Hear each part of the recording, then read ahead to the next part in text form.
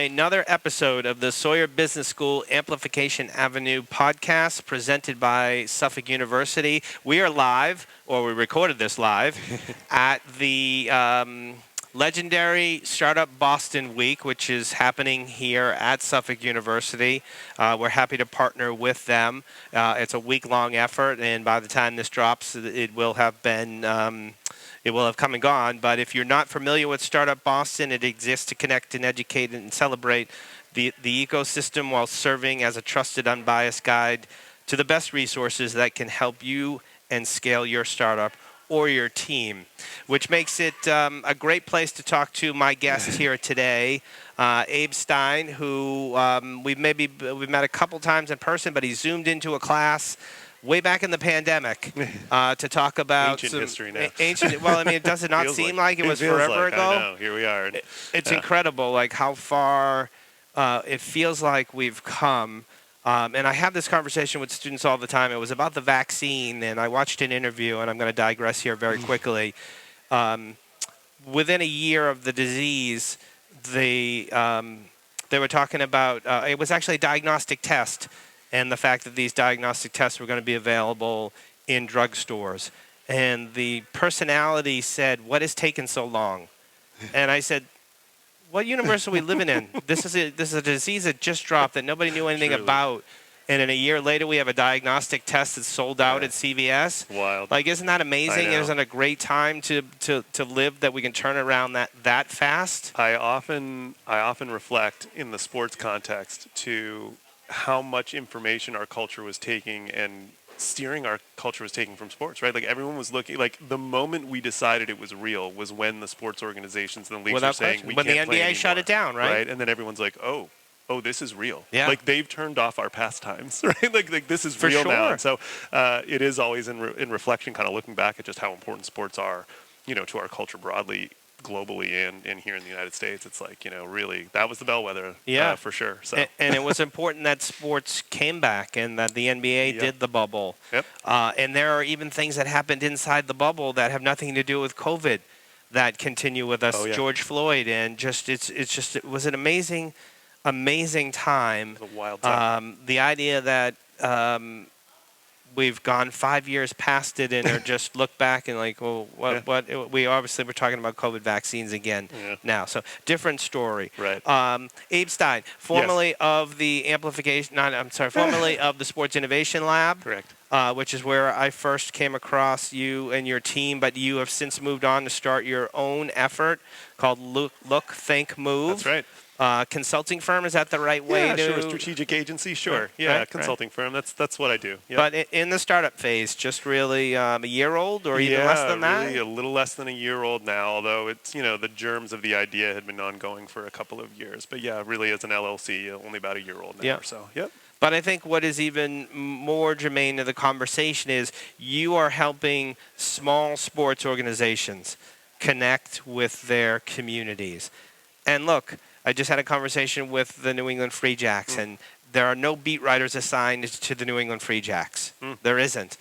But if I'm the New England Patriots, I have 20 beat writers assigned. Name me another industry where you have reporters just dedicated to your business, and I'll tell you, that's a great business to be in, right? Yeah. So we can dig into the NFL and the ecosystem that they've built, but I'm not saying it's a rigged game, but it's good to be an NFL owner. To be an Alex Magleby, who co-founded and owns the Free Jacks, to be in the NWSL, and even maybe the game has changed there. It's different. So how do these young organizations, small organizations, grow their businesses to the point where they're sustainable and are going, viable going concerns? I mean, that's the $1 million question, isn't it? And I think, to just zoom out a little bit in terms of how I ended up starting an agency that was really focused on what I like to call local or emerging sports. Like, let's take another New England team, the New England Patriots in the NFL. The vast majority of fans of the New England Patriots will actually never go see a live New England Patriots game. So we have to think then, what does their experience of Patriots mean? It's television. It's Red Zone. It's games on TV. It's listening to the radio, maybe for those people who still do that, right? But it's all media. Their entire experience of that sport is media. Maybe it's fantasy football too, but it's all media. And so what we could say for the vast majority of New England Patriots fans is their sport experience is a media experience and exclusively a media experience. That's awesome, but it leaves a lot. And I, part of it for me is I'll go to a local RIFC, for example, because it's a half a mile down the road from my house. I'm seeing neighbors. I'm seeing the parents of kids who go to school with my sons, right? I'm seeing my community there, and it's an entirely different experience that harkens back to some of what we had in sports, maybe 50, 100 years ago or more, before media really took over. And so it's not gone. Yep. But it does mean we can't just take the media business approach and copy paste that for local and emerging sports teams. We have to think locally. We have to think grassroots. We have to think about how do we reach out and be authentic to our communities. And that's really where I focus my effort and my work with the clients I work with. Without question, the Free Jacks, and we'll use those as the example because I just had that conversation and I consult with them. Their games are on ESPN Plus. They're also on NBC Sports Boston, but sometimes they get delayed if there's a Boston Celtics game or even if there's a Patriots pre or post game show. Yeah. And although that doesn't really happen because they're out of season. The media landscape has gotten so fragmented too, though. Even if I could consume it on a media platform, and in most cases you can, where do you find it? How do you find it? Yeah. Like there becomes a real friction for the consumer. So you've got to help these organizations overcome that challenge. Yeah, absolutely. And I think, so I wrote about this actually very recently in terms of it really all starts with, and this is, I used to work in software. And so in software, we think about what a product is all the time. We obsess over, does our market need this product? Does this solve a problem? Jobs to be done, right? What sort of need does this product satisfy? And if you can't answer that question, then you don't rush out to market with it because who's going to buy it, right? Right. For sure. So you need to ask yourself as a sports organization, what's my product? Yeah. What am I even selling, and what need or gratification am I satisfying with what I'm doing? And that's like maybe let's take the Red Sox. I love the Red Sox. I've been a Red Sox fan my whole life. They maybe don't need to ask that question in the same way that the Free Jacks do or RIFC does, or even like a youth sports organization, right? Like they're different needs. And if they can answer the question about like, okay, what is my product? It's going to unlock so much of what you do in terms of how do you do outreach? How do you build your community and your base? How do you communicate to them via media, via word of mouth, which is still the best marketing in the world, like period. Sure. So, even just answering that high level question is huge. And then there's the building blocks. Is like, how well is your CRM set up, right? Like, what does your data look like? Are your different departments, marketing, partnerships, ticketing, are they all talking together in a data way and in a data-driven way? And how effective is that? And is there cost savings even sometimes if you simplify and organize that? So that's a fair bit of the work that I do. You should teach sports marketing and sports management at Suffolk University. I don't know if we have the room for another adjunct, but I think you should do that, or you should be running something. I'm actually fearful of my job because you're speaking my language as a marketer. And I said this just yesterday. You might have the greatest product in the history of the world. If it doesn't satisfy the needs and wants of a consumer base, you don't have a business. No, so you don't. You've got to meet those needs and wants. And can I also just add, like, this is happening for sports in what has become the most competitive market, period, which is attention. Yeah. Right. We have never lived, and this is where my education as in media and media scholarship comes in. Like, we have never lived in a time where competition for attention has been higher. Period. End of story. Whether it's smartphones, social media, television, which sort of doesn't exist anymore, streaming, film, video games, right? On multiple platforms. My kid can play Roblox on his phone. He can play Roblox on a PC. He can play Roblox on anything. So, like, all of this is competing for people's time, and then you're coming out with a product saying, no, pay attention to me. Sure. You better lock in on what you're offering and what you're delivering. Yeah. So let's talk about going local, because a lot of what you talk about is doing that.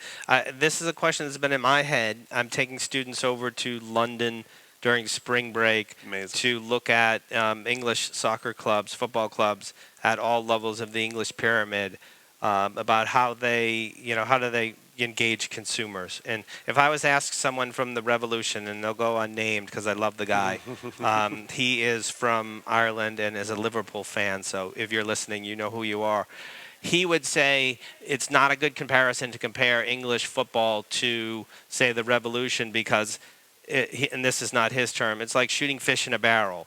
If I grew up in North London, I could be one of two clubs, but if I live near Arsenal, I'm an Arsenal fan. I can walk there, right? They almost have a captured market.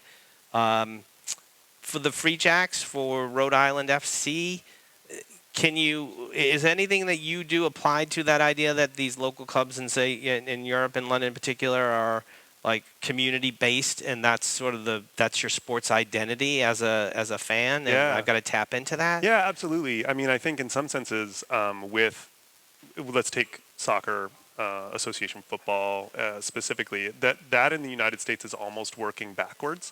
Think of the term club, right? So many European football, soccer organizations were literally clubs, right? They were literally organizations of community members together locally in a space to be like, hey, we should play a we should sport start together. a team. We should Yes. start a team, right? Yeah. And so centuries of literal centuries of that heritage to build off of, that even when an Arsenal or a Liverpool Manchester United becomes a massive global intercontinental property, their foundation is in the origins of being that unit, right? And so in the United States, we're almost working backwards. We're trying to get to global first. We're trying to be hey, can we make MLS a massive global property? Great, sounds good. At the same time, USL is propping up all over the country, right? And in cities that are maybe not the first cities, right? I'm in Providence, Rhode Island, amazing soccer town. Maybe not the first that's going to get an NFL team or a Major League Baseball team or an had NBA an NFL team at one time, right? The So Steamrollers, the original Patriots. So I don't know if it's exactly that lineage, but in these communities that can support local sports because they care about it, and so absolutely, there's a model there. And I think, I don't know if you and I talked about this recently, but it definitely came up. I mean, if you look at the show Welcome to Wrexham, which is great. The whole story is hey, look at these goobers from the United States who don't know anything about this sport, but the first thing they do is they're going to the local community, they're going to the pubs, they're committed to it being a part of that literal geographic space in a meaningful way. Ted Lasso is actually literally the same story as Welcome to Wrexham, right? American doesn't know anything about the sport and then embeds themselves in the culture and the community there. So I think soccer specifically, but I think true for rugby, true for a lot of emerging sports. It's you're going to need to think grassroots, going to need to think local, going to need to think culture and community. I was so suspicious of the Wrexham FC, everything that people were telling me about it, and I've watched it, and they're really great actors or they are really genuine, and I take them as genuine. They see the importance of this club to the community, and the success that they have is just uplifting that. The Ted Lasso one is interesting as it relates to the Free Jacks because their new head coach, who was the original head coach, he just joined. He walked into a situation where they won back-to-back championships. He came in, replaced a guy, and you either win the third championship in a row, which is hard to do, or not, or you fail. He won that third championship, and this is a long way of saying he's got a mustache like Ted Lasso, and there are people on social media who have called him the Ted Lasso of rugby. I asked him that after the championship game, and I said, do you like that comparison? And he said, I love it. Yeah. And I think in some way, the community, they love it too. They could really build off of that. This is the real life Ted Lasso. Yeah. Yeah. I mean, I, like so many others, fell in love with that story and that series, but I actually also think that in a sports business context, there was a lot to kind of take away and learn from it, right? The extent to which the show de-emphasized winning as the route to business success. You'll hear this in sports all the time, that the best way to run a good sports business and a popular sports business is to win. Yeah. Okay. But you can't count on that. It's literally the thing you can't control very well, right? Yeah. Because there's so many variables that go into it. You know what you can control? How authentic are you to your community? Yeah. How How earnest are you with your fans? How much of a dialogue have you engaged with them about what their needs and wants are and whether you're satisfying those needs and wants? That's how you build a consumer base. And again, I think it's just we can't allow what would be a top-heavy approach to sports business to impact the entirety of a sports pyramid, which is, again, why Look, Think, Move exists. We're here to support those local and emerging sports that maybe can't afford McKinsey and can't afford PwC, right? But need the help as much as anybody. Well, we're going to dial in on what you specifically are doing and some of the clients that you're working with. But one of the things you said, one of the very first things I say to most of my sports classes is, we don't keep score. I don't care what happened on the field. Yes, I'm a Red Sox fan and a Patriot, and I want to see the Celtics win banner 19, and we're a partner with the Celtics, but we're not investing in the Boston Celtics to help them win, where we believe that they can help us grow our business, which is the business of students. So you can't build a sports business on wins and losses. You're just not going to win a championship every year. No. And you got to turn the lights on, and you got to keep people engaged, and you've got to pay the bills. So you just can't do it that way.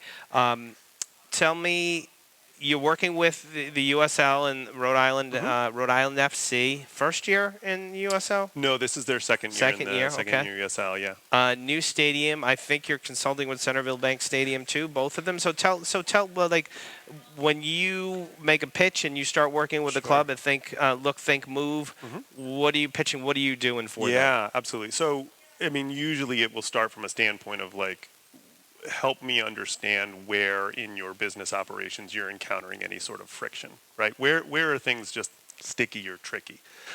Because that's where it helps in a consulting and a strategic advisory standpoint to say, okay, like, let's figure out where there are challenges that we can kind of improve.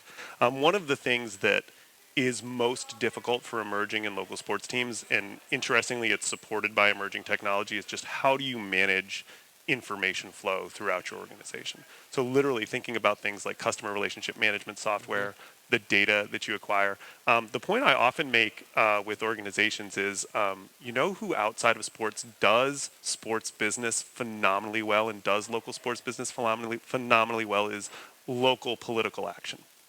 They use maps. They use street teams. They go door to door. They collect data. They lean into word of mouth, right? They depend on building a network of evangelism around a candidate or around a platform that they're trying to move along. And yet sports has not leaned into those approaches, has not leaned into that really data-heavy grassroots. One of the best examples I can think of a sports team that did do it was actually the launch of LAFC out in California when they launched. Look at their environment. They were launching an MLS team in a market that already had an MLS team, right? So immediate competition, a big market. Like geographically big too. Not easy to get around. And they had a motto that they brought into launch of street by street, block by block, door by door, which I think they told me they took from a punk rock song, which also just makes it totally awesome. LA punk scene. Exactly, right? But that approach, that idea of really leaning into what grassroots means to build a business was genius. And so a lot of what I try to do with clients, especially around data management and intelligence management, business intelligence, is think about what is the data you have, what is the data you need, how much customer data do you have and how much customer data do you need, how do you act on that, right? Do you know how many of your customers are parents? Yeah. And what would you do if you had that information, right? Like don't hit everybody with a family promo. Hit your parents with a family promo, right? The 18-year-old with no kids doesn't need a family promo. You know, they need singles night at the stadium probably, right? So hit them with that. But that only comes from knowing who you have in your market and knowing. And again, software does it really well. It's time for sports to kind of lean into those capabilities as well too. So. Yeah, and some organizations that do it well. I mean, a lot of these organizations were still sort of mom and pop, owned by families. That is certainly changing over. I was amazed my days working at Comcast Sportsnet and NBC Sports Boston with the Celtics, our partners. We wanted to do an event, and I said we want to reach these individuals. We needed to get younger. Our demographics were too old. So we were doing like a draft day party or something like that. And like, well, we can cut our database whatever way you want it. So I think they were on the vanguard. I've never been on the inside and see exactly how they do that, but it was pretty impressive what they could do at that time. But they have scale. You know, they've got maybe 200 people. The organizations you're working with need someone like you to really go in and do that. I often refer to it as like data architecture, right? It's like just like everyone who's walked into a poorly designed building, you get lost easily. You can't find where you need to go. There's no good signage. Maybe doors open the wrong way, and open into each other. You need good data architecture as well in your business to allow the free flow of information between your departments. I often say one of the challenges is that, partnerships has its own data, ticketing has its own data, marketing has its own data. They each have their own key performance indicators, KPIs, but if there's not a unified sense of that intelligence, then they're not working in synergy. They're just sort of in these little silos. And so actually start at the highest level, be like, what is your architecture like? Are all of your departments communicating? How are they communicating? Oftentimes there's some good communication happening, and sometimes there's some cleanup to do, and that's a good place to start. Other good case studies or that you can cite or people that you're working with? That I can share with you? Or I can tell, look, we've extended our partnership with the Celtics to the Maine Celtics. The G League franchise, a great community. Portland, Maine, rated by Sports Business Journal as the best minor league city in the country. They have a Hearts of Pine organization that I think is getting a lot of traction. Terrific work. So you can talk about something that you're doing now or another market maybe you're looking at that you. Yeah, well, so I can't give specifics, unfortunately, because of understood. Non-disclosure agreements, but I can say some of the work that I do as well is supporting pitch projects and investors for new teams, right? So sometimes what they need is the support in building the business case for why they should be launching an expansion in a specific sport in a specific market.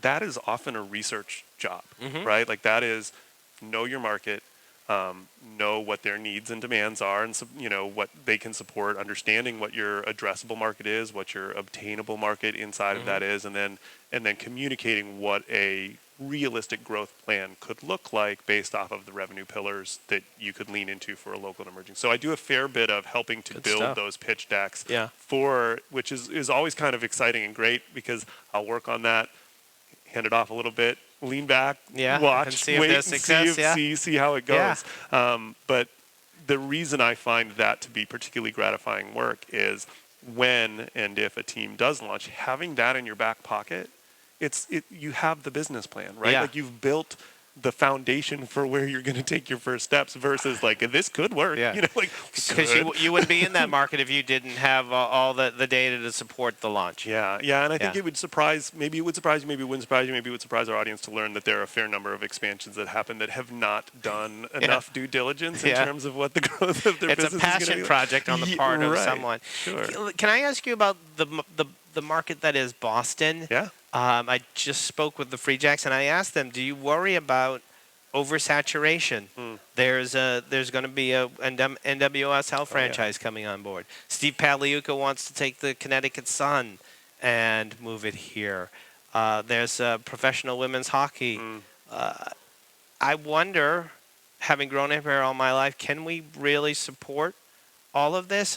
So if I came to you and said, Abe, tell me whether Boston can support 2 more franchises, both on the women's sports. Can we carry that? Yes. I would say the quick and easy answer is yes. The more complicated answer is not if you're predicating your growth off of the traditional media sport business models. Because again, attention is still the hardest thing to get. There's plenty of research and data that shows as well that younger audiences are less inclined to sit down and watch a 3-hour sports competition, right? And so, to the extent that you are demanding or expecting that your revenue is going to be driven off of a media model, you need to really think hard about that in a crowded geographical climate. That is not all that sports can do, though, right? And I know part of the excitement about investment and expansion in sports is these visions of the 10x, what happened with San Diego in the NWSL. I think it was like a 5x growth in 2 years or something like that, right? Of course, that's what investors get excited about. If you are building something that's going to service a specific community, and it doesn't need to be the entirety of the community, right? It can be loyal fans, it can be your community of fans that care about a thing, then yes, absolutely. Look, this market's huge, right? And I think actually there's a fair number of people in this region who are underserved because they can't afford tickets. Right. That's a big huge piece. They can't afford tickets. the a la carte media pricing is actually getting more and more difficult for folks as well too. So there is an underserved market that can be tapped into for sure. That's a different conversation. and I hear people bitch about cable television, the cost of it, and I'm saying, well, if we just dollar cost average it over the amount of time you and your family spend, it's going to be pennies.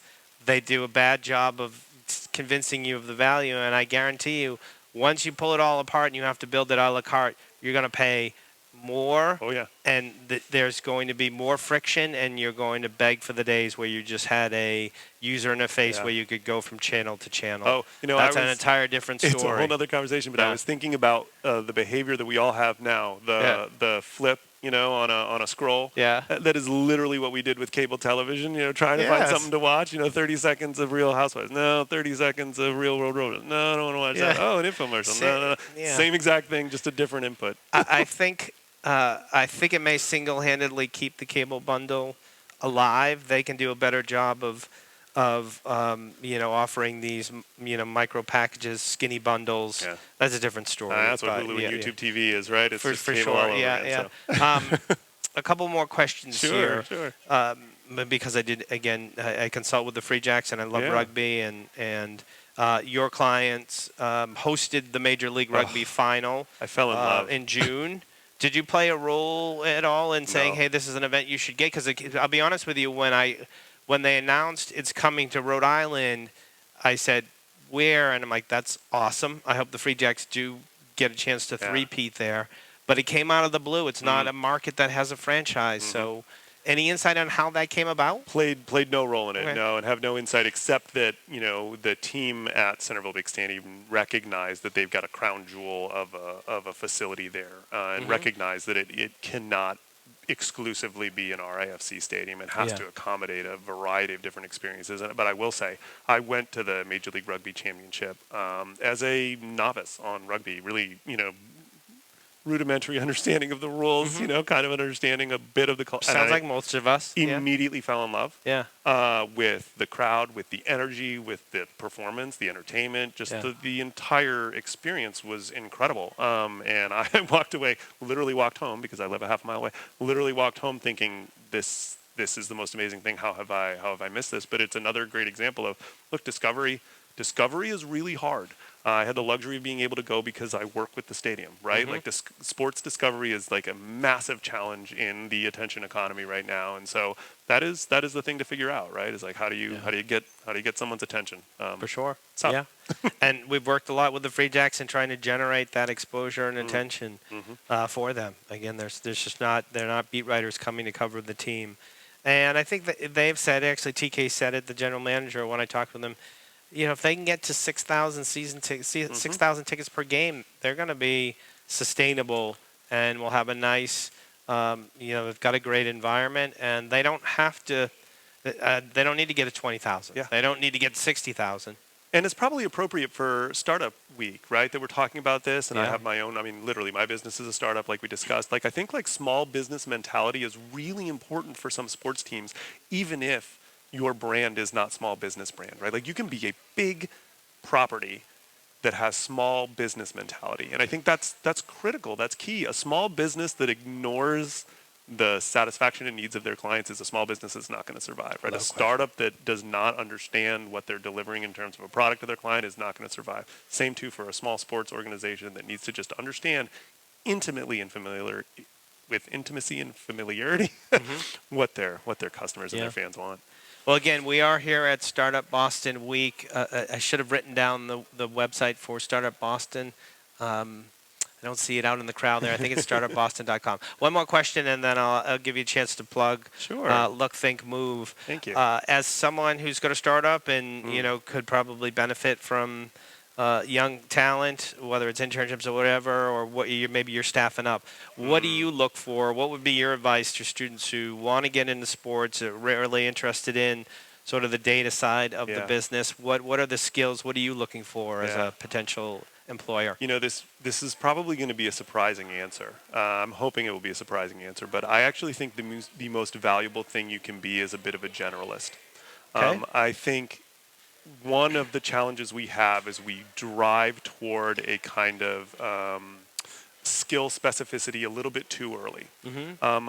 I think the most talented people that I've worked with, the brightest people I've worked with, the most innovative and creative people I've worked with have a depth of cultural knowledge that goes far beyond, are they just good at data and SQL, or are they just good at copywriting, right? Or any of Yeah. these things. All of these skills, which are going to quickly be replaced by artificial intelligence tools Yeah. anyway, right? And so, like, I actually think, like, show me someone who is as familiar with K-pop Demon Hunters and why that is a smash hit as Sure. why sports Yeah. is thriving. And that's a person that I want working in a front office of a sports organization, because they'll get it. Yeah. Yeah. They'll understand how you can learn from domains outside Yeah. of sport, rather than just repeat the same thing sports have been doing for 100 years. And you were telling me off air here, your career started in audio at with a Comedy Central show. Yes, I was Adult Swim? I was doing an Adult Swim show. I worked in video games for years. I Yeah. taught how to make video games at MIT. So I mean, maybe part of what I'm saying is I benefit from my own generalist Yeah. background as well, personally. But I do think it makes us better sports business people. It makes us better at thinking about how to grow the industry versus just repeating the industry Yeah. over and over again. Yeah. Yeah. Before I give you a chance to plug, Yeah. how are you using AI in your business? A lot of times it's tasks that I just want to get a start on. So a lot of repetitive small business tasks, contract writing, scope of work Sure. writing. That is really menial. Yeah. And not really creative work in any Right, sort of right, way yeah. whatsoever, right? Unless and so, you like, really love the strategy unless you piece. just, or Yeah. you just really love, clauses and contracts, which Oh, is well, great. that's a Like, different go story. for it. It's a different story altogether. So a fair bit of that I Yeah. will do. Sometimes with creative, I find AI to be a kind of poor creative substitute, but a really great start. Like we'll tell students all the time, you need to start with an outline for what you're going to say. Yeah. Great. Get AI to help you draft Yeah. an outline, right? Get it to help you think organizationally and systemically, because who's really good at systems is computers. Get them to help you think systemically, then you fill in the details, because you're way smarter than that computer is anyway. It knows a lot of stuff, Yeah. but you know why. Right, It right, doesn't right, know right, why. right. And so things like that, outlines. Sometimes I'll be like, oh, give me examples of 24 social posts, and then I'll read them. I'm like, these are mediocre. I can make them better, but at least I got to start. Yeah, right? yeah, I got a structure. That's good. So That that's what I use it for. Sounds about right, for sure. So last, how can people learn more Yeah. about what you're doing and the services you provide? Sure, yeah. So lookthinkmove.com is the website if you want to go check it out. You can also reach out to me, Abe Stein, on LinkedIn. Happy to, and it always just starts with a conversation. And I've talked a lot. I mean, I think what I would leave is, beyond just the practical realities of running a business and how local businesses need to think differently, I actually passionately believe that we, as a global culture, need local sports. We don't know our neighbors anymore. We don't talk to our neighbors anymore. I had a post that I put up where, when you get a beer spilled on you because you're celebrating a goal with a stranger, you really don't mind that much. Right. And I think that's part of it. Like, Yeah. I feel like we will all be kinder. We will all be more generous. Yeah. We will all be more thoughtful if we get to know our communities better. For sure. And sports is like I believe it, the most powerful cultural phenomenon for doing Yeah. that. Period. End of story. For sure. I play. I'll leave you with one last anecdote. I play adult softball. We had an adult Okay. softball game last night. One of my teammates got hurt, and both teams, who had been jawing the entire time, because that's what happens in adult softball, got together, carried him off the field. One of the people on the other team was a nurse. She came in to check on him. Like, that's what a community does. That's what sports can do. For It sure. can bring people together. It can happen at a business level. It can happen in rec. It can happen with anything. And so Right. that's what I believe. That's what I want to advocate. And with my career, that's what I want to push forward. So if that sounds like what your business does, please reach out. I'd be happy Right. to get involved. The community is important. I do is. say that. Like, everybody needs a community. The people who don't are the ones who end up doing, in my opinion, a step out of the norm and potentially do bad things. So I don't necessarily care what your community is, so long as it's not, a hate-mongering organization. But we all do need that community, and sports, without question, We do. does a great job of connecting people of all walks of life, genders, sexualities, whatever it is. It's just a point. You say, I don't tell anyone I'm from, Weymouth, or I grew up in Saugus. I'm from Boston. And that's because everybody knows Boston, and they know it because of the sports or the history. There's a little bit of that history. Yeah, too. for sure. All right. Well, Abe, thank you very much Skip. for joining us It's been today. a total pleasure. Again, we have been here at Startup Boston Week. This is the second of the 3 interviews that we've been taped. We're almost through it, and we haven't. I think we're going to pass this test as I try to challenge myself to do so. But I really appreciate Abe. He's got great knowledge, does a lot of good stuff, like great stuff, very intelligent, super smart, and has been doing it for a long time. And look, there's so many opportunities for our students inside these smaller sports organizations, and they need to be able to be versatile and bring some critical thinking skills to problems that don't come with a textbook. You don't walk into a job with a textbook and say, this is how we do it. You got to bring your skill set. So again, thank you very much for sharing. Yeah, thank you, Skip. Appreciate it. All right, well, that's it for this episode. We'll come back with one more. Hopefully, if you're watching on YouTube, you can also check it out on any podcast platform that you prefer. Please share and rate it as we try to build an audience for this podcast. Till next time, this is the Sawyer Business School Amplification Avenue podcast presented by Suffolk University.